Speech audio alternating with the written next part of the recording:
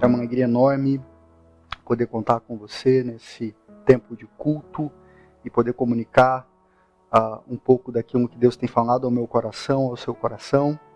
Eu estive ausente nos 2 últimos domingos, tirei uma semana de férias para descansar com a família, estive indo ali ao Rio de Janeiro e por ter sido um tempo tão cansativo, tão estressante essa pandemia, eu confesso que eu não consegui relaxar como eu gostaria e como eu deveria. Eu acredito que não tem sido um tempo fácil para nenhum de nós, esse tempo de pandemia. Eu penso que 2020 ainda vai trazer muitas emoções, há muita coisa que ainda não manifestamos em termos de tristeza, de angústia, de ansiedade, diante de tudo o que aconteceu ao longo desse ano, em lutos, em perdas, em adoecimentos. Por isso, mais do que nunca, como é importante a prática da espiritualidade, como é importante colocarmos a nossa vida diante de Deus, diante do Criador, como é importante conversarmos a respeito de recomeços, como é importante vivermos a realidade de uma comunidade de fé, para que assim a gente não se sinta sozinho na jornada, para que a gente tenha suporte, para que a gente chore uns com os outros, para que a gente confesse os pecados uns aos outros, para que a gente ore uns pelos outros, para que nos abençoemos economicamente. Como é importante a igreja, a nossa família estendida, podermos ter irmãos e irmãs a quem possamos contar. Então, meu irmão, minha irmã, 2020 não tem sido um ano fácil e nós estamos nessa série falando a respeito de recomeços e eu tenho percebido muito isso na pele, na minha vocação, no que é ser pastor, no que é existir, viver, responder à necessidade da época a qual nós estamos inseridos. Me sinto em muitos momentos frustrado, triste, culpado, porque gostaria de fazer mais, de ser mais, e às vezes esbarro também nos meus limites, nas minhas emoções. Então, eu queria convidar você para que a gente orasse nesse momento, para que a gente conversasse com Deus, para que a gente pedisse a direção de Deus para a nossa vida, para que a gente tivesse essa experiência de fé, de saber que não importa o que aconteça, não importa nenhuma realidade que esse 2020 possa trazer sobre mim, sobre você, nós estamos firmes e seguros em Cristo Jesus. Nada pode nos separar do amor que há em Cristo Jesus. Então eu convido você aí na sua casa, onde você estiver, para que a gente ore a respeito das nossas questões. E hoje nós estaremos finalizando essa série sobre recomeços e é um momento muito propício para que a gente pontue diante de Deus. Deus, a gente precisa recomeçar. A gente precisa recomeçar aqui e agora, não dá para esperar a pandemia acabar. Mas a gente sabe que quando a pandemia acabar, a gente também vai ter muito trabalho pela frente. Não vai faltar trabalho daqui para frente. E Deus é o nosso parceiro na jornada da reconstrução da nossa vida, da nossa história, dos nossos recomeços. Vamos ter uma palavra de oração agora. Feche os seus olhos, vamos falar com Deus. Senhor, como nós precisamos de Ti na jornada da nossa vida, na nossa história, como comunidade, como família. Deus, a gente precisa da força que vem do Senhor. A gente precisa do Teu braço forte, porque percebemos em meio a tudo que nos cerca nesse 2020, que o nosso braço é fraco demais, que as nossas forças, elas são limitadas, Deus, e muitas vezes as nossas forças são insuficientes diante dos desafios que nós temos para enfrentar. Deus nos ajuda, abençoa a minha vida, a vida do meu irmão, da minha irmã, as nossas famílias, a nossa comunidade, Itapetininga, o país, o mundo. Deus, que haja em meio a todo esse caos que nos cerca, essa percepção de que o Senhor é real, vivo, e que deseja caminhar e se relacionar com a gente. Nós nos entregamos nas Tuas mãos, Senhor, para que o Senhor cure as nossas feridas, as nossas mazelas, as nossas doenças na alma, no corpo, os nossos medos, as nossas agonias, para que o Senhor direcione o caminho do recomeço. O recomeço que há em Ti, Jesus. Nós nos apresentamos a Ti como estamos, Deus, não como gostaríamos de estar, como é possível nos apresentarmos nesse momento, com os nossos dilemas, as nossas limitações, as nossas angústias, as nossas esperanças, mas é nas Tuas mãos, Senhor, que entregamos a nossa vida. É a Ti que clamamos. Que o Senhor nos abençoe em meio à jornada. Que o Senhor nos dê a graça de um fim dessa pandemia, de um retorno à vida dentro de novos significados, o retorno da comunidade da fé. Que saudade, Senhor, de abraçar os meus irmãos. Que saudade de poder olhar nos olhos deles no momento do culto, ao comunicar a Tua palavra. Que saudade de estarmos juntos. Deus nos abençoa, fortalece a nossa caminhada. Nós nos entregamos em Tuas mãos, em nome de Jesus. Amém. Amém. Pois bem, então, nós conversamos a respeito de Neemias, Esdras, Zorobabel. Esse é um pacote de recomeço de uma época muito específica, caótica na vida do povo de Deus, de Israel. Zorobabel é o primeiro a retornar daquela nação estrangeira para Jerusalém, para restaurar o templo. Então Esdras e agora Neemias, fechando esse processo em que Deus levanta líderes para que hajam recomeços. Esses recomeços a gente pode pensar num primeiro momento que são a respeito de estruturas. Em Zorobabel a gente pode pensar que é a respeito de um templo, um prédio. Um prédio, claro, aonde se entende que há o sagrado, aonde Deus se manifesta, o templo do Senhor. Mas a gente pode pensar que é a respeito apenas de cal, cimento, tijolos. A gente pode pensar que Neemias é a respeito de muros e apenas dessa segurança pública de Jerusalém, da restauração de estruturas, de casas que foram queimadas, que sim, precisam ser restauradas, mas casas restauradas que não são habitadas por pessoas, são casas inúteis, em vão. No final das contas, esse processo de recomeço passa pela vida das pessoas. E é a respeito disso que se trata a Igreja de Cristo Jesus. Nós temos um prédio, graças a Deus, fantástico, onde podemos acolher pessoas, e ele só faz sentido e só tem significado a partir do momento que ele serve a pessoas. Não recrutamos pessoas para que sirvam ao templo. As nossas estruturas, elas estão conectadas a vidas que precisam de recomeços. E se você ficou atento à história de Neemias, você vai se lembrar bem que primeiro ele se informou a respeito da condição do povo de Deus e como o povo de Deus estava sofrendo em Jerusalém, após um período de guerra, de exílio, de sofrimento. Neemias então se enche de compaixão e ora, intercede.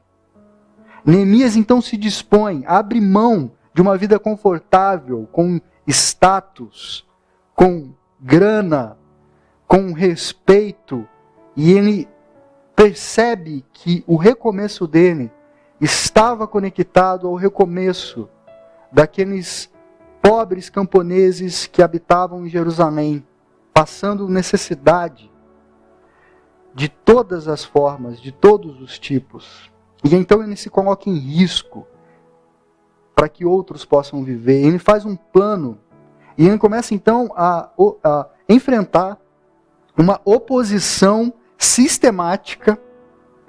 Ele começa a respeito dele são divulgadas muitas fake news. Há uma tentativa de difamá-lo, de desorientá-lo, de desencorajá-lo com oposição desleal. E Neemias confia em Deus, entende a sua missão de vida, a sua vocação, e ele segue adiante. Em Esdras você tem alguém, um dos outros líderes desse movimento de recomeço em Israel, um líder que traz o povo de volta para a lei do Senhor. Alguém que traz o povo para a realidade de que eles são um povo e não qualquer povo, mas o povo de Deus, o povo que vive a partir da lei de Deus. Eles têm um Senhor. Então, quando você chega aqui em Neemias 3, e você tem uma lista enorme daqueles que contribuíram com a reconstrução dos muros e das portas, nós temos algumas coisas muito curiosas aqui. Aqui a gente já está falando de a finalização dessa obra, desse recomeço, desse grande projeto que marcou a vida de Neemias. Neemias capítulo 3 diz que então se dispôs Eliasibe, o sumo sacerdote, com os sacerdotes seus irmãos, e reedificaram a porta das ovelhas, consagraram-na, assentaram-lhe as portas e continuaram a reconstrução até a Torre dos 100 e a Torre de Ananel. Junto a ele, edificaram os homens de Jericó. Também ao seu lado, edificou Zacur, filho de Inri. Os filhos de Racená edificaram a porta do peixe, colocaram as vigas, assentaram as portas com os ferrolhos e trancas. Ao seu lado, reparou Meremote, filho de Urias, filho de Cós. Junto desse, reparou Mesulão, filho de Berequias, filho de Mesabel, a cujo lado reparou Zadok, filho de Baná. Ao lado destes, repararam os tecoitas. Os seus nobres, porém, não quiseram se envolver. Os nobres tecoitas.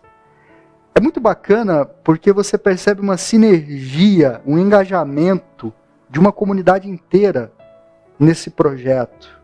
Neemias não conseguiria construir o muro sozinho.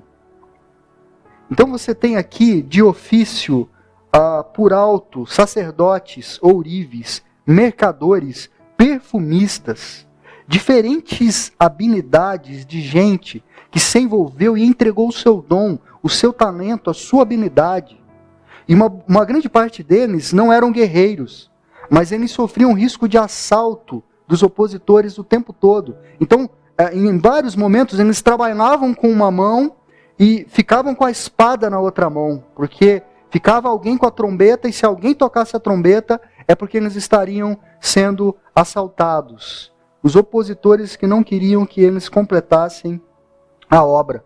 E o que você tem nessa descrição, eu não vou ler ela inteira para não ser cansativa, mas vai até o verso final do capítulo 3, você tem a seguinte repetição: tal pessoa se dispôs e fez isso.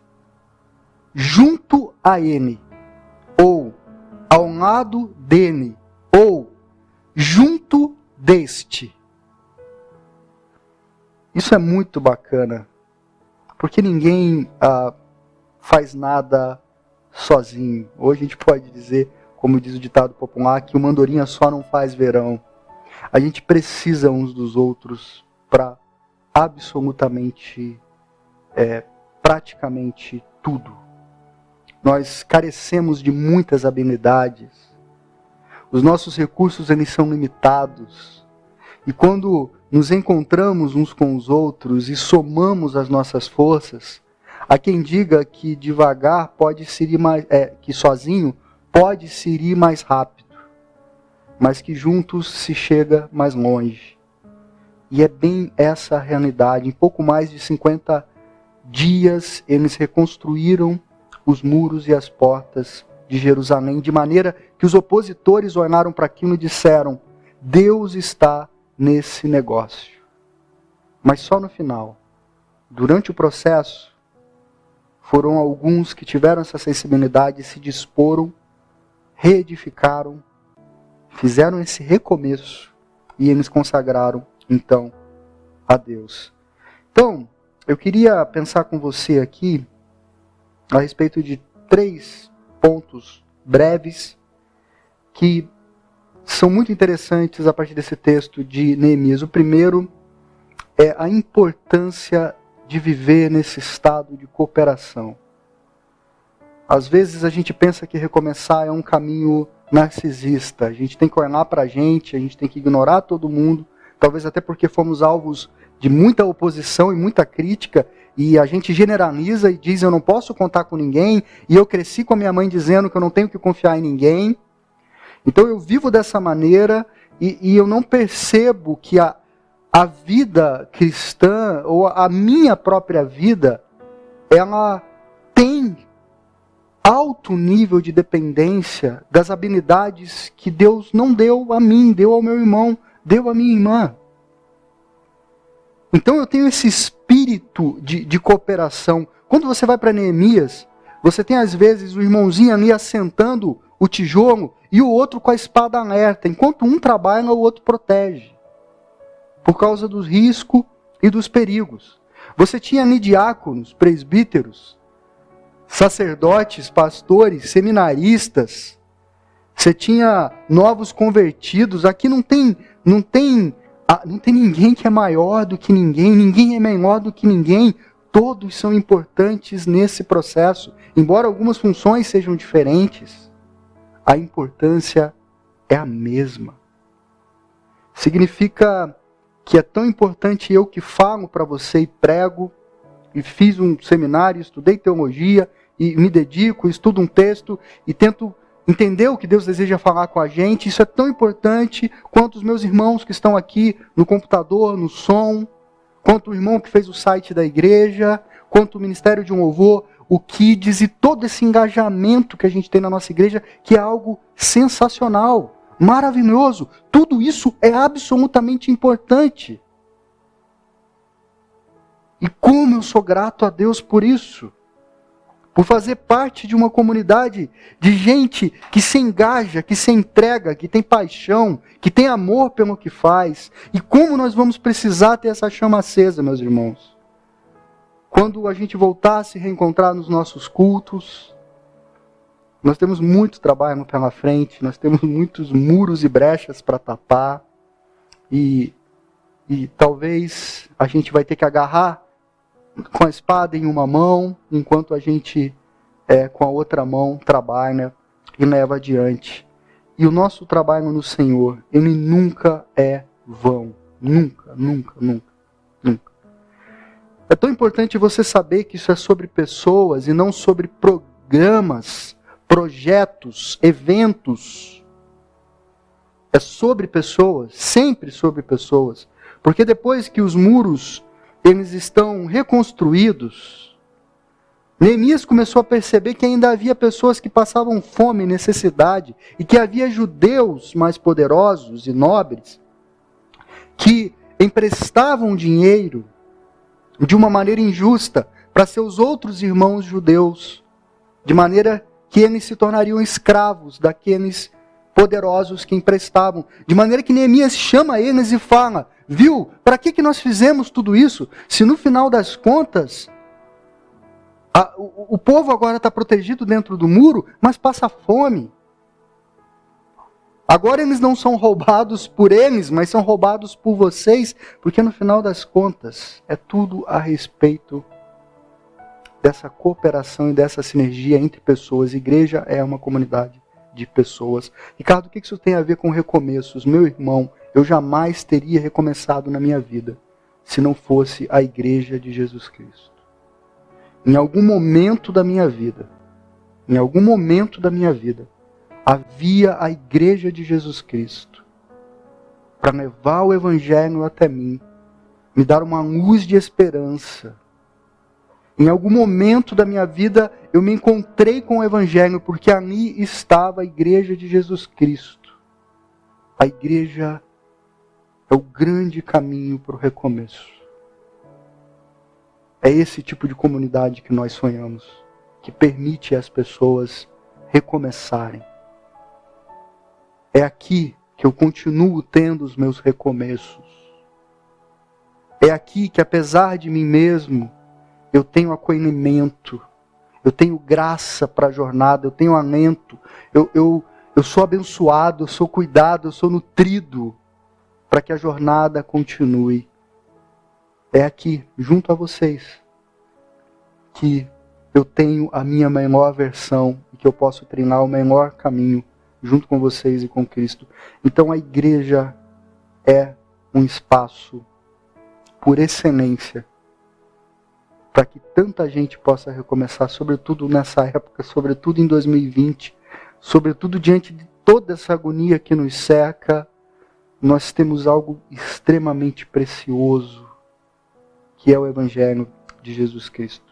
Então você vai para o exemplo de Neemias, que ele não comia a comida que era destinada ao governador, ele não cobrava nada do povo, ele tirava do seu sustento a ajuda para os outros, ele não comprou e nem multiplicou terras. Entenda bem, se Neemias fosse corrupto nessa época, ele teria feito um pé de meia enorme em Jerusalém. Mas ele não fez isso. Porque a alegria dele estava em caminhar com mais gente. Ele não queria acumular coisas.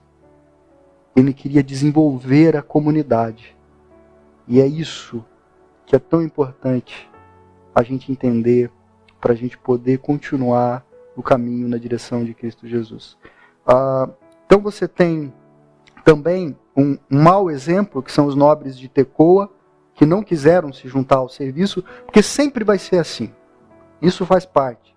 Sempre existirão opositores, sempre existirão críticos, sempre existirão pessoas que falarão assim, mas um louvor ruim, palavra ruim, as coisas estão ruins, ou isso ou aquilo, e que não haverá contentamento, ou que nunca vai se dispor, nunca vai pôr a mão no bolso, nunca vai ofertar, nunca vai contribuir, nunca vai dar o tempo, nunca vai exercer o dom e o talento, a habilidade que possui, vai preferir assistir aqueles que se engajam na missão. E é claro que é muito bacana que a gente não caia no caminho dos nobres de Tecoa. O nosso caminho é outro. O nosso caminho é aquele que Jesus diz, que aquele que põe a mão no arado não pode olhar para trás, é para frente. É para frente que a gente vai. Isso nos leva ao nosso segundo ponto, que é o reconhecimento que é necessário numa vida comunitária. Neemias enumera um por um todos que contribuíram na reconstrução. Um por um. Ele dedica os muros e o templo. Eles são consagrados, porque não é uma obra qualquer, é uma obra para Deus. E ele faz questão de citar. E que bacana você poder ter o seu livro registrado, mais do que na ata da Igreja Presbiteriana do Jardim Itália. Bacana se o seu nome entrar para a ata da Igreja Presbiteriana do Jardim Itália, mas ter o seu nome registrado nessa ata celestial, cidadão celestial, alguém que caminhou e viveu pela fé, e contribuiu, e se entregou, e se doou, e se repartiu, e fez a diferença. Nós somos seduzidos a muitas narrativas e projetos, mas eu gostaria de reforçar com você que a comunidade cristã é um projeto por excelência. Eu gosto daquela canção antiga do Zé Geraldo, que ele fala, tá vendo aquele edifício, moço? Ajudei a levantar. Foi um tempo de aflição, eram 4 condução, 2 para ir, 2 para voltar. Hoje, depois dele pronto, olho para cima e fico tonto. Mas me chega um cidadão e me diz desconfiado, tu tá aí admirado ou tá querendo roubar? É o imigrante nordestino que chega em São Paulo, constrói um prédio, vê a beleza daquele prédio, mas as pessoas pensam que ele é um ladrão. Ele diz, tá vendo aquele colégio, moço? Eu também trabalhei lá. Lá eu quase me arrebento, pus a massa, fiz cimento, ajudei a rebocar. Minha filha inocente vem para mim toda contente, pai, vou me matricular. Mas me diz um cidadão, criança de pé no chão, aqui não pode estudar. Ele diz então que essa dor dói muito forte, e ele começa a se perguntar por que ele deixou o norte. Ele diz que lá a seca castigava, mas o pouco que ele plantava, ele tinha o direito a comer. Então ele diz da igreja, e aqui eu já quero pegar a ideia não do prédio, mas da comunidade. Tá vendo aquela igreja, moço? Onde o padre diz amém, pus o sino e o badalo, enchi minha mão de carro, lá eu trabalhei também. Mas sim valeu a pena. Tem quermesse, tem novena, o padre me deixa entrar. Foi lá que Cristo me disse, rapaz, deixe de tomice, não se deixe amedrontar. Fui eu quem criou a terra, enchi o rio, fiz a serra, não deixei nada faltar. Hoje o homem criou asas e na maioria das casas eu também não posso entrar. A igreja vale a pena. Ela não é o único lugar onde você pode ouvir a voz de Cristo com absoluta certeza. Mas Deus deseja falar com a gente através da igreja e Deus fala com a gente através da igreja. Através dessa vida comunitária, através desse acolhimento que por vezes a sociedade e a cultura não tem, não traz. Aqui todos são iguais, aqui ninguém é maior, ninguém é menor e todos são acolhidos, aceitos, amados, recebidos. Vale a pena sermos igreja presbiteriana do Jardim Itália e recomeçarmos quantas vezes for necessário para a glória de Deus. Terceira coisa é a importância da revelação e da prática da palavra de Deus no recomeço. Porque a gente não recomeça com o que a gente tem na telha. A gente diz, não, então eu vou para lá, ou então eu vou fazer isso, ou então eu vou ver de tal ou de tal forma. Não. A gente tem uma palavra. A gente tem as escrituras sagradas. A gente tem histórias como a de Neemias, Esdras, Zorobabel, que nos orientam, nos direcionam. E é nessa história que quando Esdras abre o livro da lei e começa a falar, viu, vocês têm uma identidade, há 10 mandamentos. Existem os salmos, existem profetas, existiram grandes reis, existe o livro da criação de todas as coisas. O povo começa a chorar quando ouve Deus falar através da palavra. E eles ouvem em pé, atentamente, 5 a 6 horas de pregação. E eu gostaria muito que no primeiro culto pós-pandemia eu pudesse pregar por 5 ou 6 horas. Você topa? Mas tem que ser de pé, para a gente reproduzir o que aconteceu aqui. Né? 5, 6 horas ouvindo, e depois de ouvir, praticando. Você fala, Ricardo, essa história de Neemias e desse recomeço, e dessa reviravolta toda, ela é fantástica. E o que eu tenho a dizer para você é, o que Deus está fazendo aqui e agora é fantástico. Ele conta comigo, Ele conta com você, embora Ele não precise da gente. Ele tem alegria em contar com a gente. Foi fantástico lá. Tem sido fantástico e será fantástico aqui. Nessa comunidade, nessa igreja, nesse bairro, em Itapetininga, na sua família. E aonde mais Deus nos enviar. Eu encerro com a frase célebre do Bill Hybels, que a gente não se cansa de repetir aqui. A igreja, quando é igreja, ela é a esperança do mundo. Vale a pena ser igreja.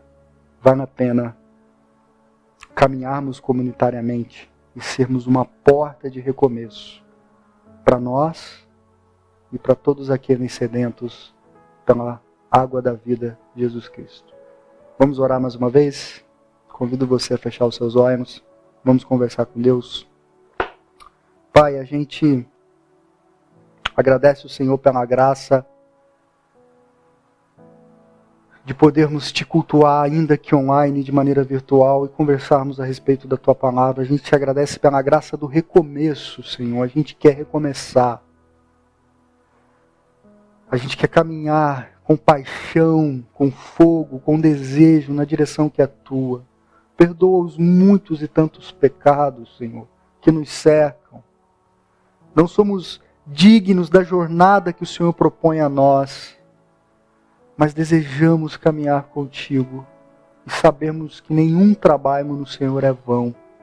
Por isso, ajuda-nos, Senhor, cada um com a sua habilidade, com o seu dom, o seu talento, a termos essa sinergia, a sermos essa comunidade que gera um movimento de abrigo, um movimento de acolhimento, para que gente de tudo quanto é tipo tenha a chance de recomeçar, e a gente também. Viva a realidade do recomeço. Nós oramos em teu nome, Jesus. Amém. Amém.